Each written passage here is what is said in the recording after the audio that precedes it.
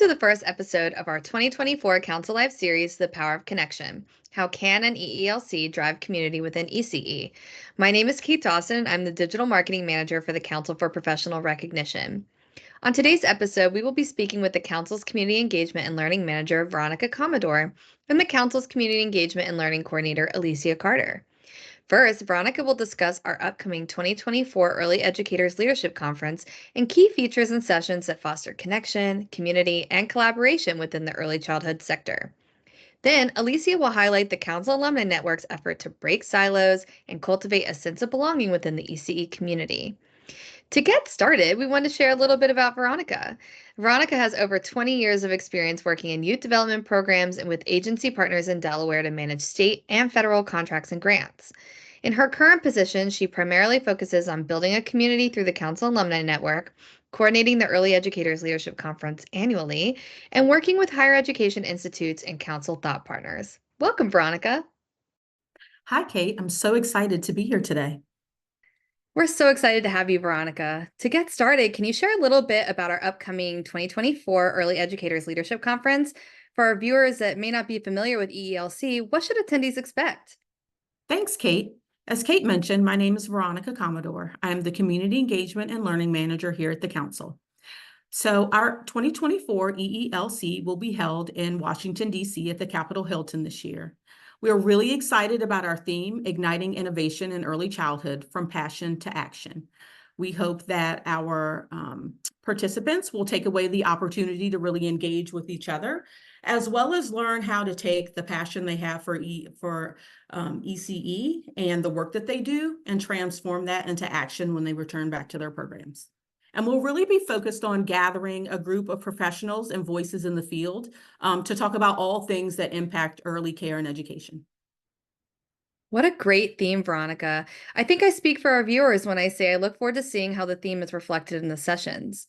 For our next question, how does EELC differentiate itself from other conferences in terms of its approach to fostering connection and community within the early childhood sector? Thanks, Kait. So EELC really does differentiate itself from other conferences in our field. One, it is a boutique experience. And so we really are proud of the fact that our participants are able to come, have really natural connections with the individuals in the room with them, to have those conversations that they may not be able to have at larger conferences. They're sitting in sessions together, they're attending those keynotes together, and they really do have the opportunity to get to know the other leaders in the room. The second point is that they're really able to access some of those big industry leaders.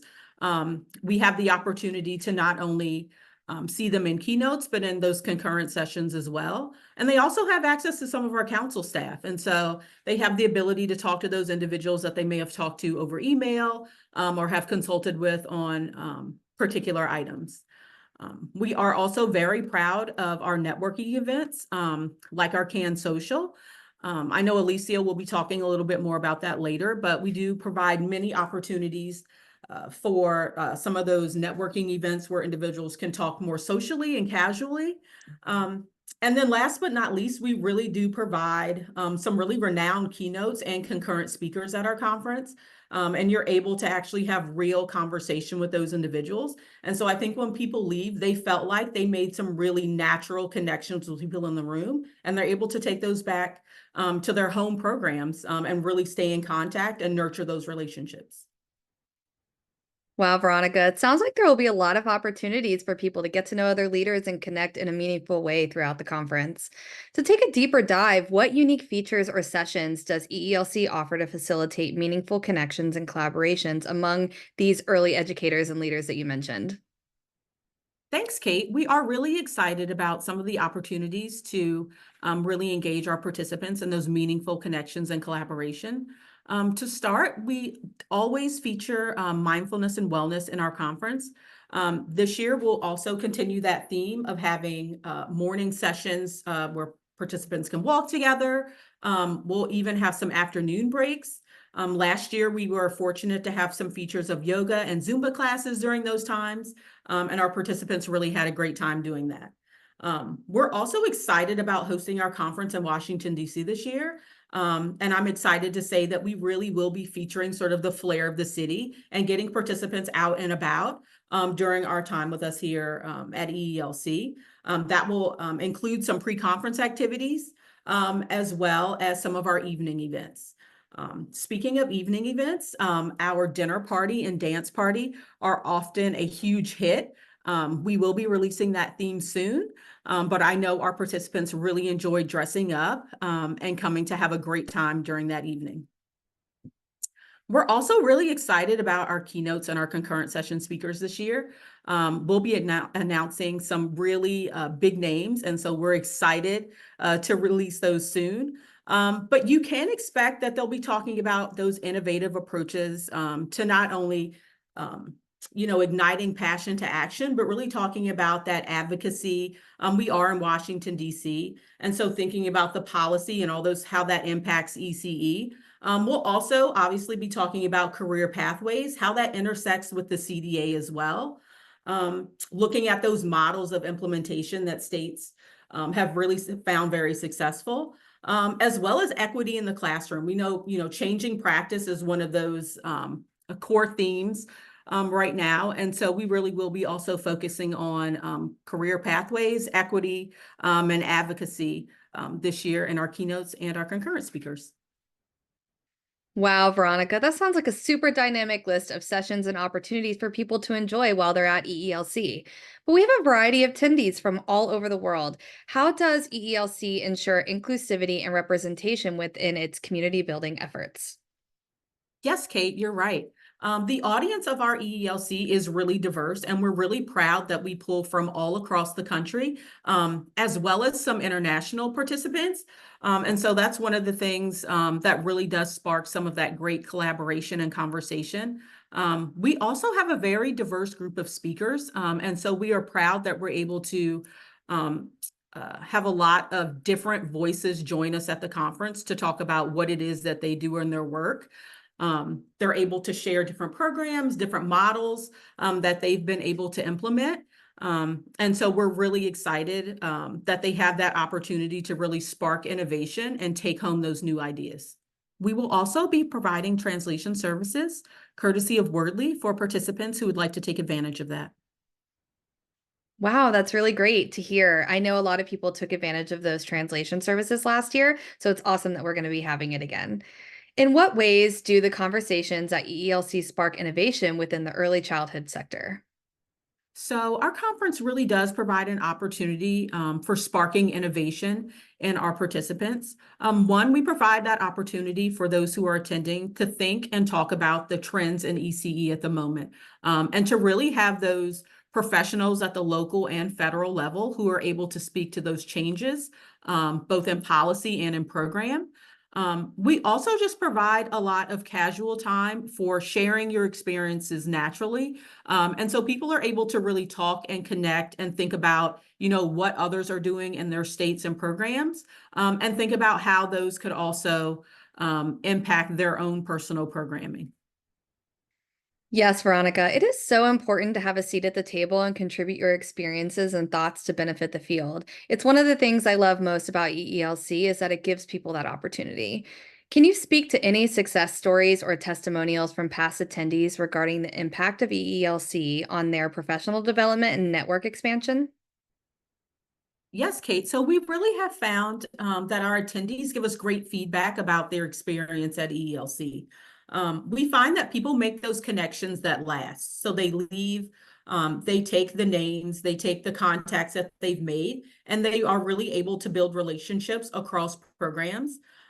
We also find that a lot of our attendees are, they attend year after year. So they're excited about coming back to EELC. They're excited to see some of their peers who they may have met at previous EELCs. And we also find that our previous attenders are really excited to bring their coworkers and others that they interact with in the field back to EELC as well. We know that they find it an experience that's worthwhile. And so they're excited to share that with others. We also know that our participants really enjoy the variety of experiences that we bring to EELC. And we think that all of those things really help to ensure a successful and enjoyable time. Well, it sounds like I'm going to need to get my business cards ready, Veronica. I'm excited to meet everyone and make those connections this year. Is there anything else you would like to add for our viewers about EELC before we meet with Alecia? Yes, Kate, get those business cards ready. And so the one last thing I'd like to say is that EELC is just a great experience for our attendees. We really do provide just an overall great time for them to interact, to learn new things, and to be able to take that back um, to their programs. And so we are just really excited to leave our attendees with that experience. I do know that traditionally this event is a sold out event. You know, we're really proud of that. So I will say, we'll put the link in the chat, but anyone who's watching should take the opportunity now to register for EELC. Yes, Veronica, it does sell out every year, and that's because it is just so much fun to attend and so awesome for people who want to connect and learn more in the field and grow professionally. So definitely don't wait, register soon. Like Veronica said, it'll be in the chat. Thank you so much for your time today, Veronica, and we look forward to connecting with you again soon. Thanks, Kate, for inviting me today. It was great to be here. See you all in DC. As I mentioned before, we will now connect with Alecia Carter, who will share a little bit more about the Council Alumni Network, or CAN, as it's more commonly known. Alecia has over 10 years of experience in early care and education with positions at NACE and KinderCare education prior to working with the Council. Through her current position, Alecia manages the Council Alumni Network.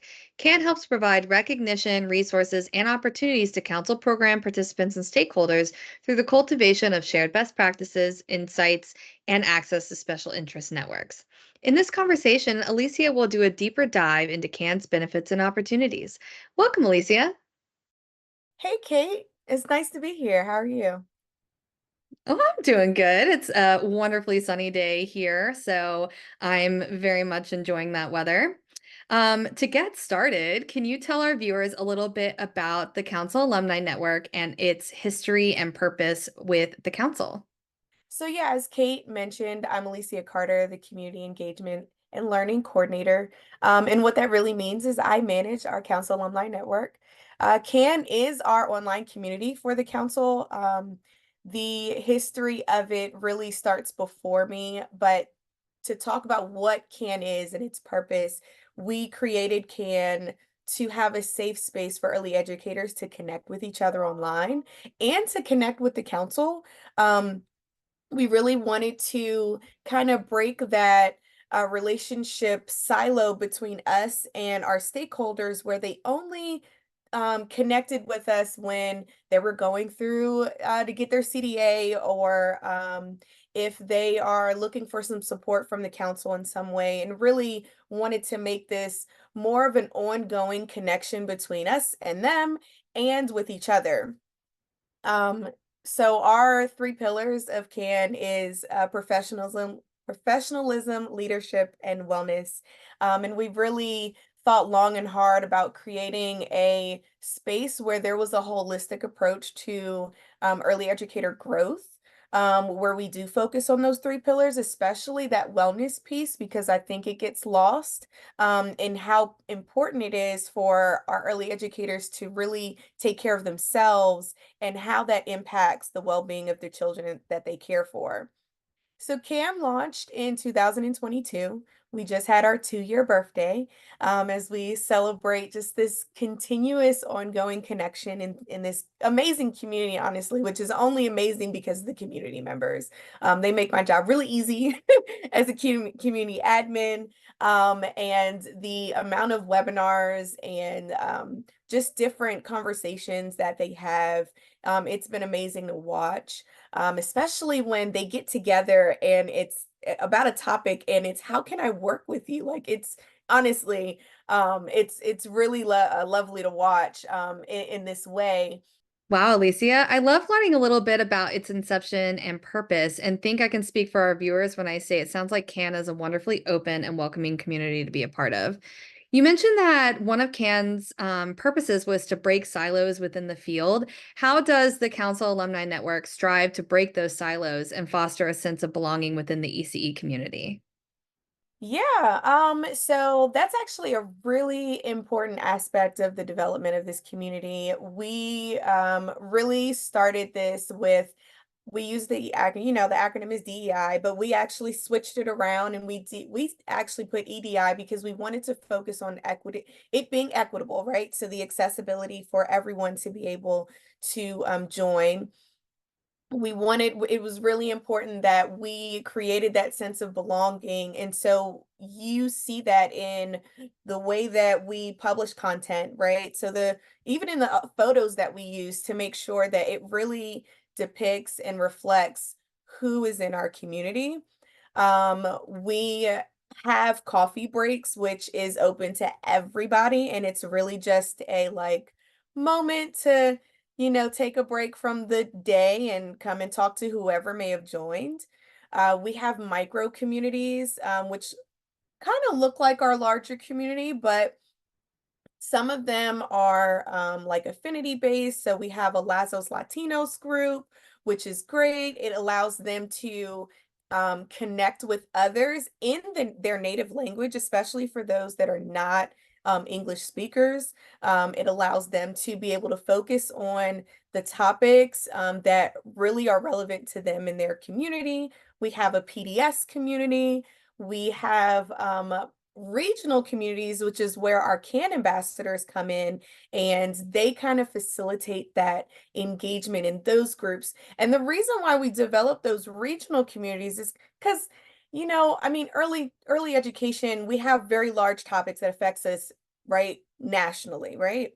However, there are then I feel like micro topics that affect communities differently depending on where you are, right? And so what's happening in Maryland is not what's happening in Texas or Indiana. And so we wanted to create spaces for you to connect with others that are in a same regional base than you, um, a regional base as you, and be able to connect, whether that is to do some networking, whether it is to talk about topics that are kind of happening in your area and see how other people dealt with them. So we've really tried to create a space, other spaces on top of our larger space that can kind of focus on something on a more micro level than just the overall engagement of our larger community. Also, our ambassador program is very new. We have about 22 ambassadors now. And really, these are individuals that are really passionate about early childhood. They're really passionate about the CDA, and they want to continue to foster engagement and community in those regional areas. And we're still recruiting, we're still looking for more people to join. So if you are a member of CAN, I highly encourage you to apply. Especially in that West Coast area, we could definitely use some more ambassadors there. The other community that we have, which is a very large and thriving community, is the PDS community. Um, our PD specialists, they are some of our most passionate um, members, not in terms of just engagement, but in terms of their job, and how important it feels to them to be a part of the council, and to extend their experiences and their knowledge and expertise to help with our CDA candidates in their journey. And so that community is run by our observations team, but it provides them another space where they can also communicate and connect with each other. They have their own coffee talks with the observations team, and it is just continuing to grow as CAN grows as well. I love that CAN has multiple communities in addition to the main platform. It sounds like a great way to connect with other local leaders and have impactful conversations within the field. How does CAN adapt its strategies and services to meet the diverse needs and preferences of its members regarding community engagement and innovation? So we send out a survey to our members regarding engagement so we can kind of gauge different topics that they might want to learn more about. Our webinars are community-based. So I sent out proposals in every newsletter requesting someone to submit their webinar proposal, or maybe they want to submit a blog post. So a lot of the resources really is peer-based. It's not like it's all coming from the council, which is great. We actually just had a webinar that was about creativity. And how that can foster brain development in young children. And it was one of like the most amazing webinars that I've experienced. Just the engagement that came along with it, the different activities that was there. And this was all just on a webinar. Like it was really good. We have a registered apprenticeship webinar that's actually happening now. It's a series. And this is one of those emerging topics in early childhood. And that's kind of like the framework that we like to use in terms of how we provide different types of content to the community. What are the emerging topics? Who can we get to talk about those things? We have a Can Amplify podcast where I use that specifically to highlight diverse voices in the field that are doing different things that really could use just some more awareness around what they're doing, get some recognition towards what they're doing, which could really help catapult and elevate their projects or their companies. And so we're really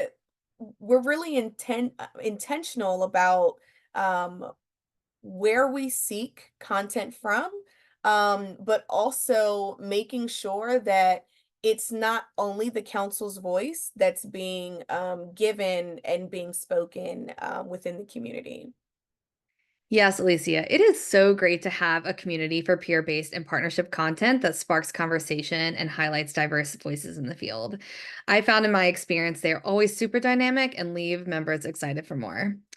Can you share any collaborative projects or initiatives that have emerged as a result of connections made through CAN? So, this is a good question. I'm not entirely sure that I can pinpoint any projects or initiatives that were made that happened specifically because of connections made through CAN. But what I can talk about are the connections that I see happening in like the chats of our webinars. So I'll give an example. The very first registered apprenticeship webinar we have um I would say we had a variety of attendees, right? We had people who knew very much about registered apprenticeships. They even have their a project already had they already have it in their state, or they're connected with one. And then we had some that are very novice. They're just learning what this is about. They've heard about it, but they're learning more. And I can tell you that in that chat alone, um we have had so many people that will just throw out their email and go, "Does anybody want to work with me? We're looking to do this here. How can I connect with you?" In addition to, because I have to make sure that I know that let everyone know that this register apprenticeship is not a council webinar. Really, it's from the early childhood workforce connector, and we're working with them to get this information out. And what they do is really help with that paperwork piece, help with things that are happening with the Department of Labor and just on that federal level to get programs, the push and what they need to be able to have their programs come to fruition for apprenticeships. But what I've been able to see in that chat alone is just individuals who say, "We have this, we have a working model. And in addition to working with this organization, I can also help you with what our model look like, so that you can try to replicate this in your own area." What a great example of connection and collaboration. It sounds like that was a super engaging session. And speaking of connection and collaboration, for our viewers who will be at EELC, Veronica mentioned CAN will be hosting a networking event. Can you speak a little bit more about that and what attendees should expect? Yeah, it definitely was. It was very high attended, very high registered, and a lot of connections being made during that webinar. For our Can Social at ELC, we had one last year, so we're doing another one. And really, it's just a space for our attendees who either are interested in joining Can, like, I don't know what Can is, what's this about, or they're already Can members and they can come and connect with each other. They can just talk about some of the sessions the sessions they are looking to attend, because this is a pre-conference event. If they attended anything during pre-conference, they can come and chat about that as well. We'll have some light refreshments. We'll probably have like a little game going to just get that engagement going in person. But it should just feel like a really like end of the day before our reception at ELC like moment to just like kind of debrief from the day and relax before we get changed up and go have a nice meal. Yeah, that sounds like an excellent avenue for fostering early conference conversations and connections. Before we go today, is there anything else you'd like to share with our viewers about CAN? Yeah, definitely. For Can, listen, this is my baby, but it really is, it has been amazing space to connect with others. I have gotten a chance to meet so many people from across the nation that are passionate about early education. They're passionate about the CDA and the council. And not only just that, but they really want to give back to the community, which is what I love the most. They want to bring more into the community. And so I think if you're an early educator and you're just looking for a space where you can get some professional development, you can meet others, maybe you can kind of talk about something that's kind of like really been boggling you and you haven't been able to connect with anybody about that, like this is one of those perfect places to join. So definitely sign up and join Can. We are welcome and excited to have more members join as we continue to dive into more topics and provide more resources, blog posts, webinars, and all types of content just to help foster that sense of community. Yes, I second that, Alecia. Highly encourage all of our viewers to sign up for CAN. In fact, if you want to, here it is on the screen. We will also share it as a link in our chat. This has been a wonderful conversation, Alecia. I have loved connecting about CAN, learning a little bit more about the history, as well as your involvement at EELC. I know so many of our viewers, and myself included, are so excited about the conference in October, but especially the idea that we'll be able to interact with CAN and learn more about it and meet some of the other members in person. That's very exciting. So thank you so much for being here today. And I look forward to seeing you on this show soon. Absolutely. Thanks for inviting me, Kate.